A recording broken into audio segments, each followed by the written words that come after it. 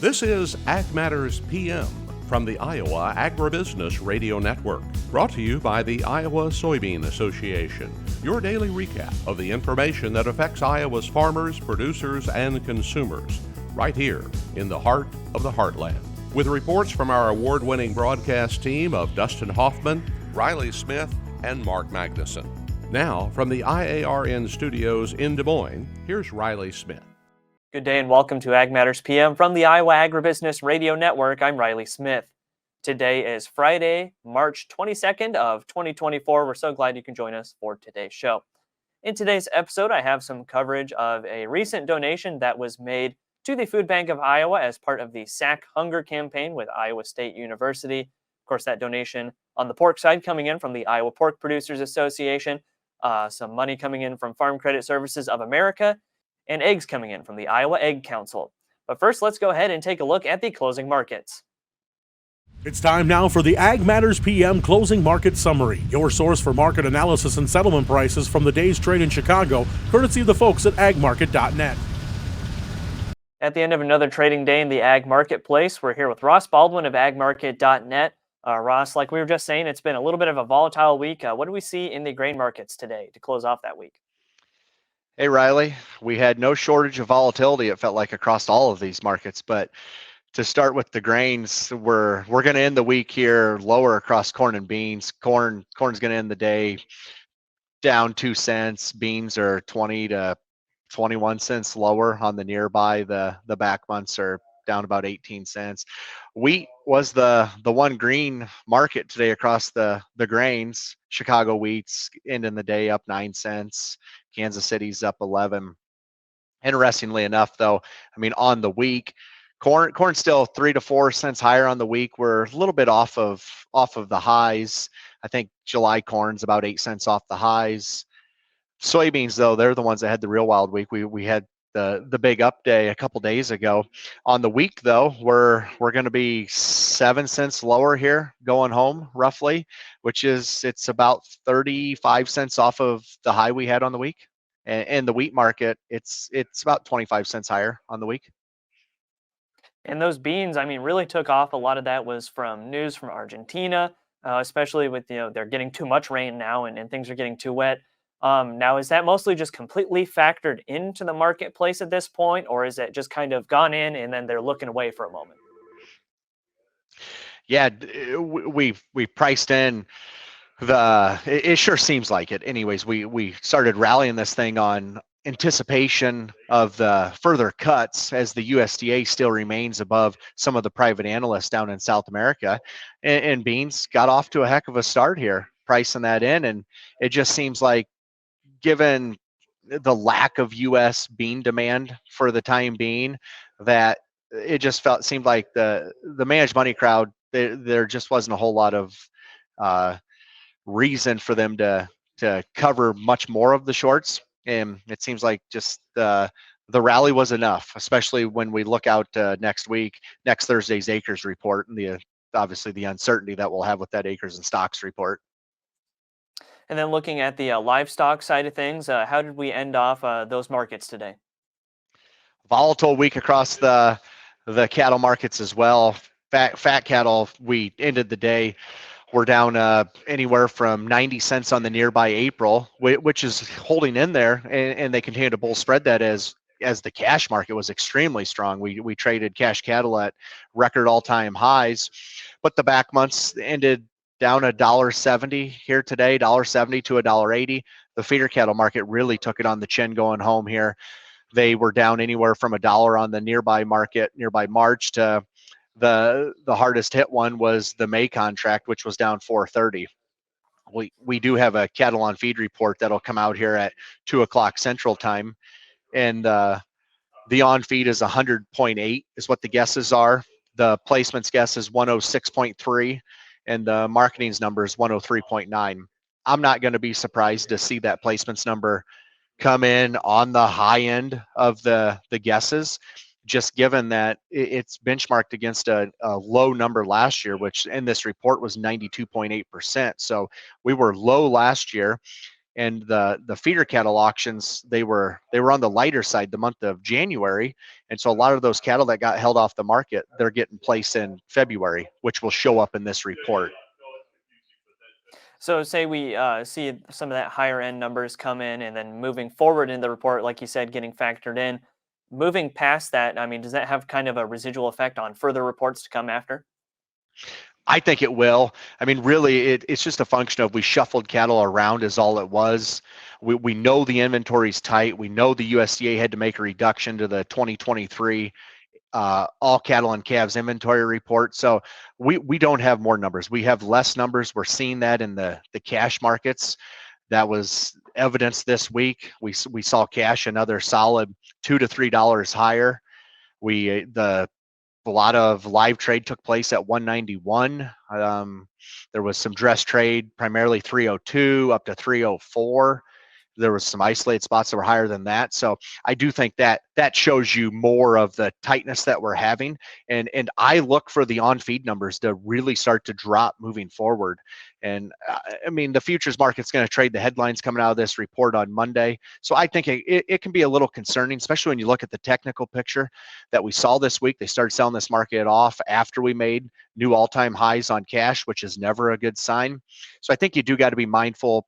This report and the headline risk that is out here, it could have a big impact on the cattle markets as we start trading here this next week. But I remain optimistic, especially you get out into May. I think the Packers they're getting enough cattle bought here to probably slow the cash market down here for the next few weeks, 3 to 4 weeks. But I remain very optimistic this cash cattle market especially out into May.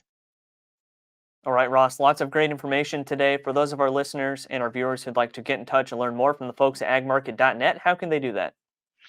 You can reach me at our office here in Anthon. It's 712-373-3276, or you can find any of the ag market brokers at agmarket.net. All right, Ross, thanks again for taking the time to visit with us today, and we look forward to getting more great market analysis soon. Thanks for having me, Riley. Have a good weekend. That again was Ross Baldwin of agmarket.net. We'll go ahead and take a look at how the numbers closed through the market window at iowaagnet.com. May corn down 1.5 at 439 1/4. May soybeans down 19.5 at 1192 1/2. May soybean meal down 520 at 339.10. Soybean oil down 115 at 47.64. Chicago wheat up 8 even at 554 3/4. Kansas City hard red wheat up 8 3/4 at 590 1/2. Minneapolis spring wheat up 4.5 at 661 even. May oats up 4 3/4 at 358 1/4. On the Merc, April live cattle down 87 at 187.50. April feeders down 312 at 251.50. April lean hogs down 32 at 84.57. Pork cutout went unchanged at 92.42. And April class 3 milk down 12 cents at 15.62. And that's been a check of the markets here on Ag Matters PM. We're going to go ahead and take a quick break to hear from our sponsor, the Iowa Soybean Association and the Soy Checkoff. When we come back, I have some coverage of a recent donation made to the Food Bank of Iowa. This is Ag Matters PM. Iowa Soybean Association is driven to deliver for Iowa's 40,000 soybean farmers. We're proud to provide objective agronomic research, a helping hand with soil and water stewardship, and timely industry news powered by the Soybean Checkoff. Learn more at iasoybeans.com. Welcome back to Ag Matters PM on the Iowa Agribusiness Radio Network. I'm Riley Smith. On Tuesday, March 19th, the first day of spring and National Ag Day, the Iowa Pork Producers Association donated 4,200 pounds of ground pork to the Food Bank of Iowa in Des Moines. This donation was made in conjunction with the Sack Hunger campaign with Iowa State University Cyclones football team. IPPA, Farm Credit Services of America, and the Iowa Egg Council partnered with the Cyclones during the 2023 football season, and each time the defense sacked the opponent's quarterback, the respective ag groups committed to make donations of 200 pounds of pork, $1,000, and 200 dozen eggs. Since the Cyclones registered 21 sacks over the past season, that led to a total of 4,200 pounds of pork, $21,000, and 4,200 dozen eggs. In a time where the need for nutritious meat products is unprecedented, Food Bank of Iowa CEO Michelle Book said donations like this are more important than ever. Oh boy, putting nutritious food on the table always matters. Protein is the building block for a nutritious meal. Pork is a very, very healthy, nutritious protein option. And families today, 1 in 6 working Iowa family is not bringing home enough money. They're not bringing home enough bacon to put pork on the table. They cannot cover the cost of basic needs. That's 1 in 6 working Iowa households cannot cover the cost of their basic needs. Over 1/3 of overall Iowans can't cover the cost of health care, utilities, medicine, shelter. We're in unprecedented times. Food insecurity continues to escalate. People are more and more pinched when it comes to the grocery store. I don't think we realize it, but food prices have increased 25% in the last 4 years. And a lot of folks can absorb some of that cost, but people that are living paycheck to paycheck simply cannot. And when they're coming close to payday and there's no money in the billfold, they come to a food pantry to get support so they can feed their families. And then, of course, with that statistic, 1 in 6 working families not able to get food on the table. That's one of those things where a lot of us looking around, we don't think about food insecurity being a problem, but if you just look slightly into your community, it's everywhere. And to have these donations, like you said, there's a great donation came in. It's not going to last long here, so we need as many as we can get.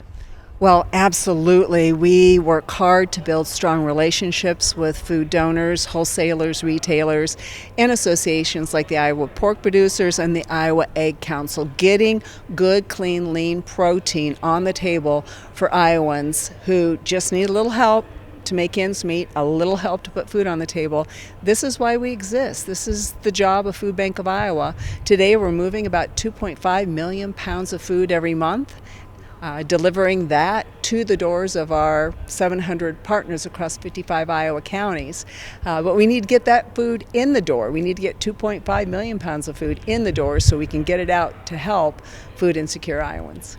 Right, and we have this great new expansion that we're standing in right now, so obviously want to put that to as much use as possible. Let's touch as well on this partnership with Iowa Pork and just how amazing it is to be able to be so closely working with one of those commodity groups in the state of Iowa. Well, Iowa Pork Producers have been great friends and supporters of the Iowa Food Bank Association and all the Feeding America food banks serving our 99 counties. This relationship has been ongoing. They stepped up during COVID to help us get more ground pork by working with the Iowa State Lab and Iowa Pork Producers. So that really solidified the relationship, and they just stick with us because they know how important it is to get good protein on the tables for food insecure Iowans, and they care about the communities. Iowa Pork Producers are working out there every day to produce the best possible pork. They take care of their animals, they care about their farms, and they're invested in their communities. All right, Michelle, lots of great conversation today, a great donation as well. For those of our listeners and our viewers who would like to get in touch with the food bank, maybe see about donating or volunteering their time as well, how can they do that?